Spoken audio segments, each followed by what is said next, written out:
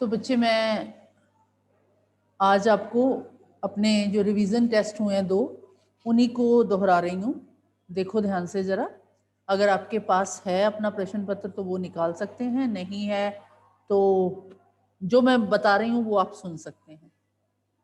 ठीक है बेटे, पहला रिवीजन टेस्ट, पहले तो जो रिवीजन टेस्ट 2 हुआ था मैं वो डिस्कस करती हूँ आपके साथ। पहला मैंने दिया था प्रश्न, गणतंत्र दिवस पर शुभकामनाएं देने के लिए संदेश लिखो।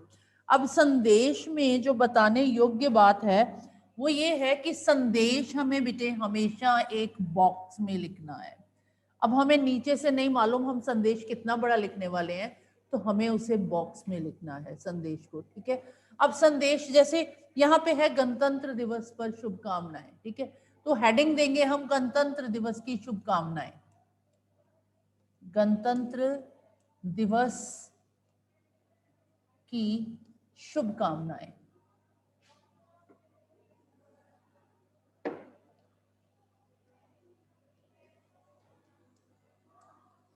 हम डेट भी डालेंगे। ठीक है,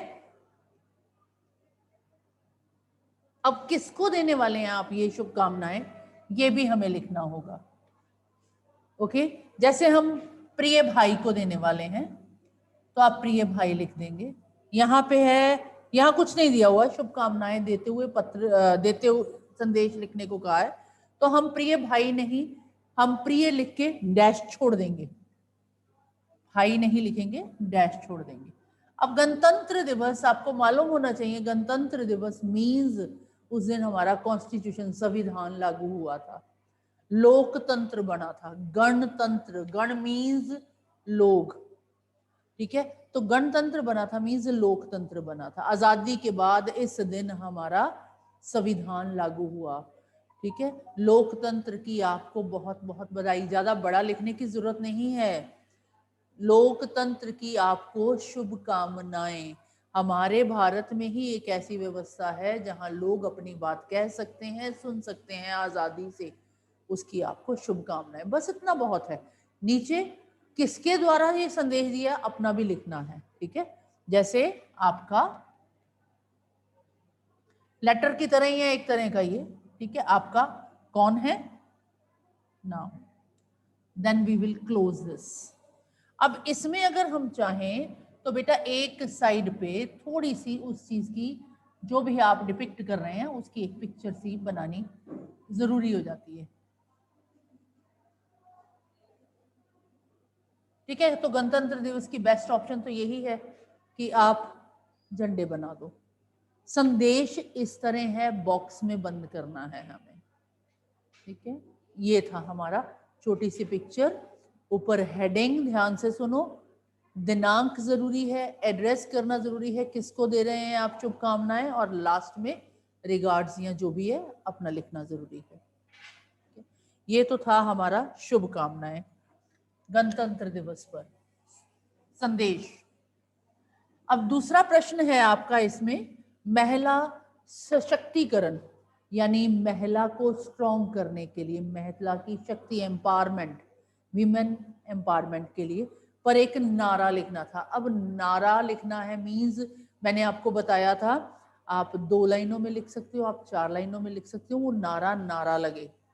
ठीक है, फॉर एग्जाम्पल लिख रहे हैं, पंख लगाकर उड़ जाऊंगी, नए मोड़ों को मुड़ जाऊंगी, कमजोर मत समझो हमें, हम तितलियां हैं आसानी से पकड़ी नहीं जाएंगी। ये निष्ठा का लिखा हुआ नारा है जो मैं पढ़ रही हूँ। ठीक है, आप ही की क्लास की सी सेक्शन की निष्ठा का है नारा, पंख लगाकर उड़ जाएंगी, नए मोड़ों को मुड़ जाएंगी, कमजोर मत समझो इन्हें, अगर तितली भी हैं तो आसानी से पकड़ी नहीं जाएंगी। ये है, इस तरह का नारा होता है। इन्हें हम इन्वर्टेड कॉमर्स में लिख सकते हैं या ऊपर लिख सकते हैं, हेडिंग लिख के लिखेंगे, हेडिंग लिख के लिखेंगे, वी आर राइटिंग नारा महिला सशक्तिकरण।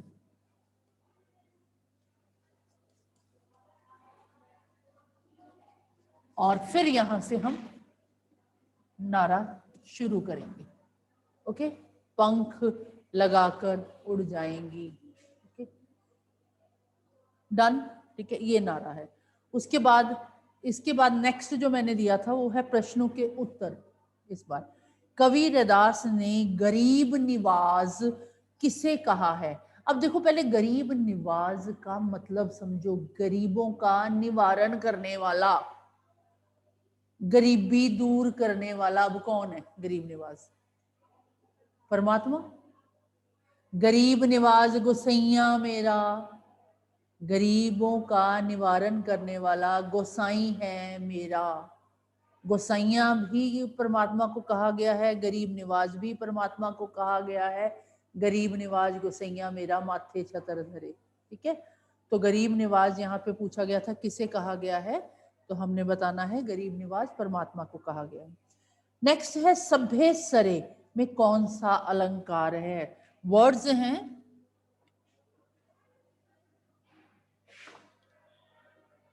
सभ्य सरे। अब देखिए ये दो वर्ड्स हैं सभ्य सरे, स्टार्टिंग विद स एंड स। दिस इज अनुप्रास अलंकार।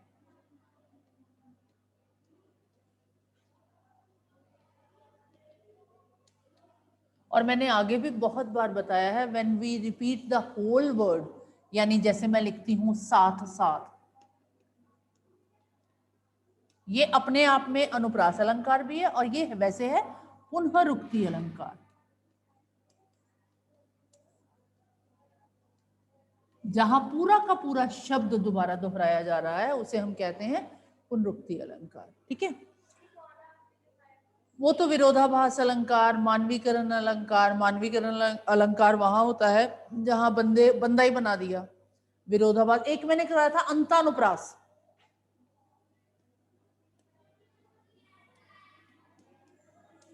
यानी इस अनुप्रास में एक अंत वर्ड भी लगा दिया, तो का अ और अ मिलके आ की मात्रा बन गया। अंतानुप्रास यानी लास्ट में अनुप्रास, जैसे ये थ अंतानुप्रास। वर्ड का आखिरी लेटर सेम है। अब देखो इसमें न है, इसमें त्र है, ये तो मिल नहीं रहा ना। अगर दोनों का आखिरी वर्ड सेम हो तो वो अंतानुप्रास होता है। ओके, अगला है बिगड़ी बात बनती नहीं को स्पष्ट करने के लिए रहीम जी ने किस चीज का उदाहरण दिया है? आपको दोहा आता होगा तो आप बताएंगे ना, बिगड़ी बात बने नहीं लाख करो किनको, रहमन पाटे दूध को मते न माखन होए। तो उन्होंने क्या किस चीज का उदाहरण दिया है? दूध का उदाहरण दिया है। प्रेम धागा क्यों नहीं तोड़ना चाहिए? रहमन प्रेम का धागा मत तोड़ो चटकाए, टूटे से फिर ना जुड़े, जुड़े गांठ पड़ जाए। प्रेम रूपी धागा हमें झटके से नहीं तोड़ना चाहिए, क्योंकि एक बार टूट जाए तो दोबारा जोड़ने के लिए गांठ पड़ जाती है। ठीक है, गांठ पड़ जाती है, या मन में एक मलाल सा, मन में एक शिकवा सा रह जाता है। शिकवा सिंपल वर्ड है, शिकवा शिकायत।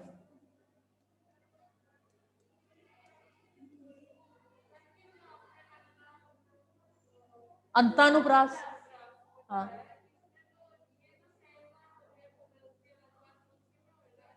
किसमें?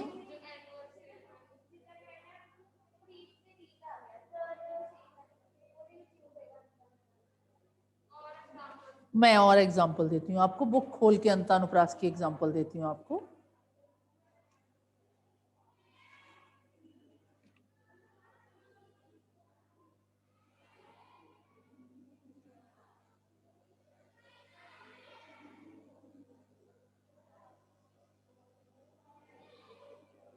और अंतानुप्रास हमें ढूंढना तभी है जब हमें और कोई अलंकार नहीं मिल रहा, जैसे कट्टे पिटे।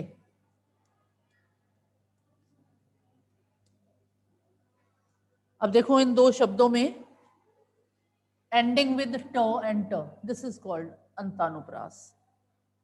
ठीक है, ये अंतानुप्रास है। फॉर एग्जाम्पल अभी तो मुझे फटते जाते, आपकी कविता में से ही ले रही हूं मैं, त अंतानुप्रास। ठीक है, हाँ इसके बाद बच्चे अगला है आपका, लोप सांग ने तंबू का रास्ता किस चीज से साफ किया? आपको पता है एवरेस्ट मेरी शिखर यात्रा में कुछ शब्द, कुछ नाम हमें याद रखने हैं। एवरेस्ट पर चढ़ने वाली जिसने ये जिसके लिखे हुए पाठ का ये अंश है वो कौन है? Navya of first day.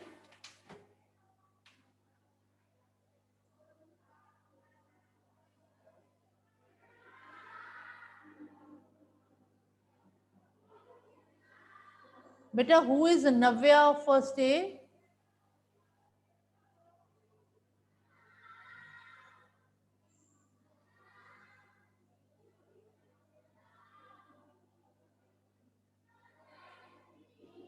Yes ma'am. Navya कौन है बच्चे? ओ मैम वो मे बी रॉन्ग, उससे आगे सिस्टर के नेम से आ गया मैम। मैम पलक ही है। पलक है मैम पलक। यस मैम वो गलती से ना मे बी रॉन्ग उससे आ गया, सिस्टर का था लगाई मीटिंग तो उसी के नाम से मैं ओके ओके ओके। मैम नहीं तो मैं तो रिजॉइन रिमूव कर करने लूं वाली थी, मैं तो रिमूव करने वाली थी। कोई बात नहीं बेटा, you can join the meeting. Okay ठीक है। तो लोपसांग ने तंबू का रास्ता में बात कर रही थी एवरेस्ट मेरी शिखर यात्रा का। तो एवरेस्ट में सबसे पहले तो नाम याद रखना है हमें, बेचेंद्री। ठीक है, बेचेंद्री पाल ने, बेचेंद्री पाल का लिखा हुआ ये लेसन है तो हमें वो नाम याद रखना है। और इसमें बच्चे, इसमें कुछ लोग शामिल हुए, कुछ लोग शामिल हुए, उन लोगों के नाम जैसे यहाँ पे ये है लोपसांग, लोपसांग। ठीक है। फिर उसके बाद अंग दोरजी,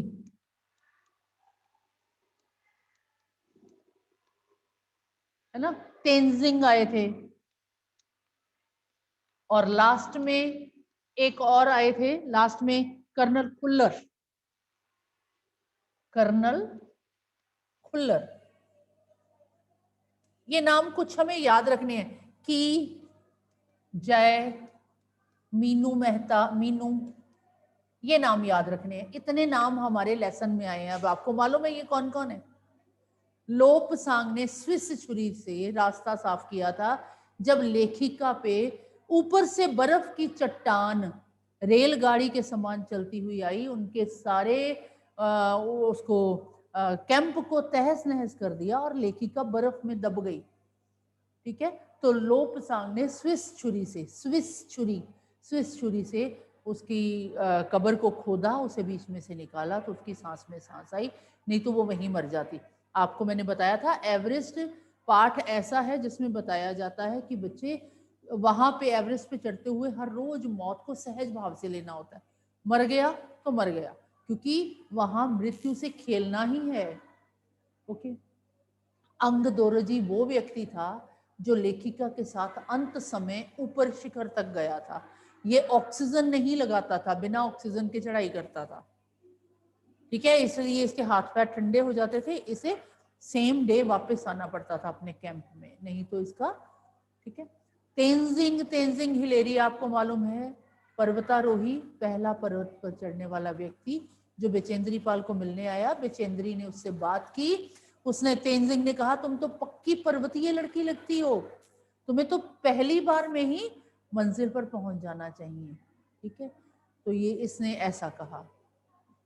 फिर उस किसका?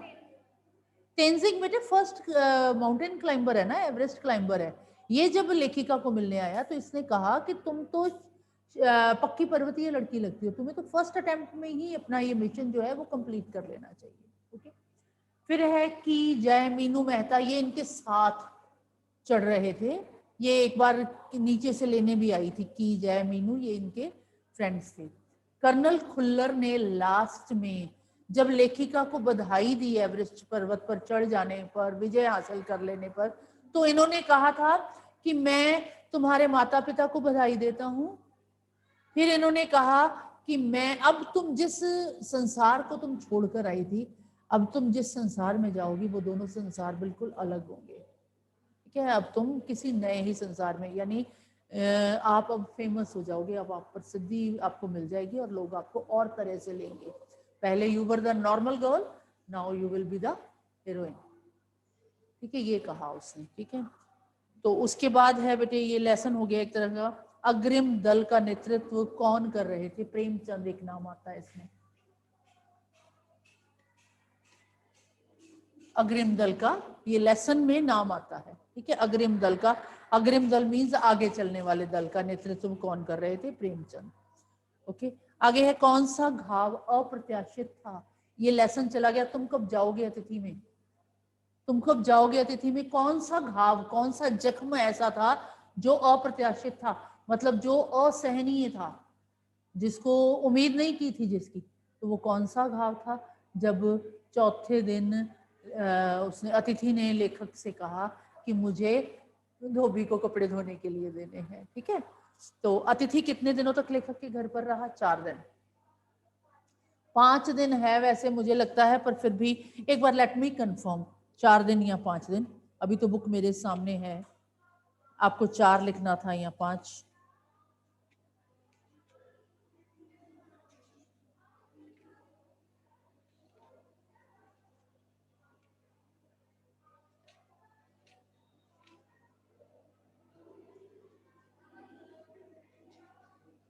तीसरे दिन की सुबह तुमने मुझसे कहा था मैं धोबी को कपड़े देना चाहता हूँ, 3rd डे, ठीक है। फिर उसने कहा सत्कार की उष्मा समाप्त हो रही है, डिनर से चले थे, खिचड़ी पर आ गए। अब भी अगर तुम अपने बिस्तर को गोलाकार रूप प्रदान नहीं करोगे तो हमें उपवास तक जाना होगा।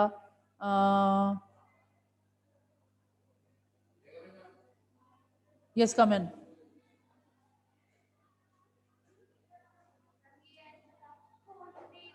हाँ, तुम्हारे यहाँ आगमन के बाद 5वें सूर्य की परिचित किरण होगी। 4 दिन रहा, अब नेक्स्ट डे 5वां दिन था, तो कितने दिनों तक वहां रहा? 5 दिन आना चाहिए फिर मेरे हिसाब से, ठीक है। 4 दिन नहीं, 5 दिन आना चाहिए। ओके, आगे है धर्म का स्पष्ट चिन्ह क्या होता है? अब ये धर्म की आड़ में लेसन आ गया। धर्म का स्पष्ट चिन्ह क्या है बच्चे? धर्म आडंबर का नाम नहीं है, धर्म है सदाचार और शुद्ध आचरण, ठीक है। धर्म है सदाचार और शुद्ध आचरण, शुद्ध आचरण, या फिर इसको इकट्ठा कर दो तो शुद्धाचरण, इसको आ की मात्रा लगा दो तो संधि हो जाएगी,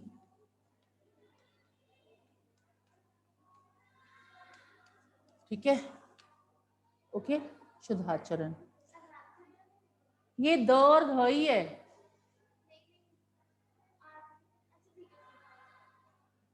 ओके, आगे है स्वाधीनता आंदोलन में कौन सा दिन सबसे बुरा था? ये लेसन कौन सा आ गया? दिए जल उठे। दिए जल उठे आया, धर्म की आड़ी है बच्चे, धर्म की आड़ी है। धर्म की आड़ में कहा गया कि वो दिन सबसे बुरा दिन था, काला दिन था, जिस दिन हमारे स्वतंत्रता संग्राम में धर्माचार्यों ने दखल देना शुरू किया, ठीक है। आजादी का दिन, आजादी का दिन जिस दिन धर्माचार्यों ने हमारे स्वाधीनता आंदोलन में दखल दे दिया, मुल्ला मौलवियों धर्माचार्यों ने दखल दिया। अब ये हो गया टेस्ट, रिवीजन टेस्ट 2। कल 6 प्रश्न है हमारा। अग्रिम दल का नेतृत्व कौन कर रहे थे? प्रेमचंद। ये देखिए यहाँ आपके लेसन में, मैं आपको पेज नंबर बता देती हूँ कहां से डाला गया है अंदर से।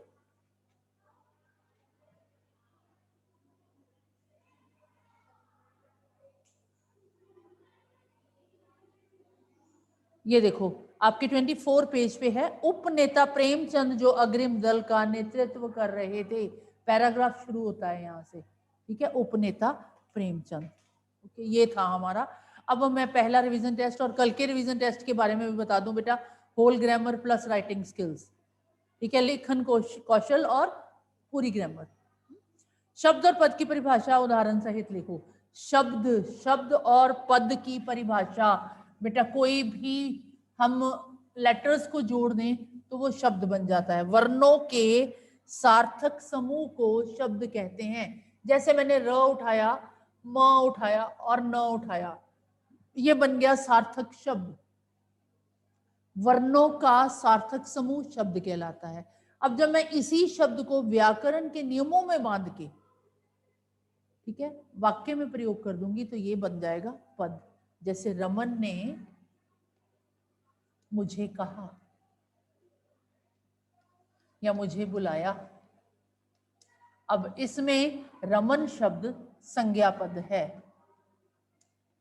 ये हमें एग्जाम्पल दिए बिना हम इसे पूरा नहीं कर सकते। शब्द और पद की परिभाषा तभी 2 नंबर की रखी जाती है। ठीक है, आगे है रेखांकित का पद परिचय दें।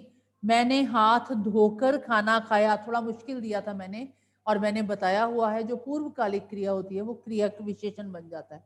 धोकर लगता है क्रिया है, लेकिन ये क्रिया विशेषण था। ओके, जैसे इसमें से अब पूछा जाए ये मुझे का पदबंध बताओ, तो आप क्या बताएंगे? मुझे का ये है पुरुषवाचक सर्वनाम, ये है एक वचन, ये है पुल्लिंग। ठीक है, ऐसे ही यहां पे था मैंने हाथ धोकर खाना खाया, पूर्वकालिक क्रिया, यानी 2 क्रियाएं हैं, धोकर भी और खाया भी। तो जो पहले वाली क्रिया होती है वो क्रिया विशेषण बन जाती है। अनुस्वार और अनुनासिक शब्द अलग करें। अनुस्वार और अनुनासिक 2 शब्द, अनुस्वार और अनुनासिक। अच्छा, एक बात और याद रखना, यहाँ पे कई बार ऐसा भी क्वेश्चन आ सकता है कि ये अनुनासिक ध्वनियां बोलते हुए, जैसे मैंने तो आपको बताया हुआ है नासिक मीन्स नाक, याद रखना नाक, और चंद्र बिंदु याद रखना। ठीक है, मैंने ये बताया हुआ है। लेकिन ये जो अनुनासिक ध्वनि है ना, सिर्फ नाक में से आवाज नहीं आती, नाक और मुंह दोनों में से आवाज आती है। जैसे मैं बोलना चाहती हूँ वर्ड कुआं, आ में मुंह भी खुला और नाक से भी आवाज आई, कुआं।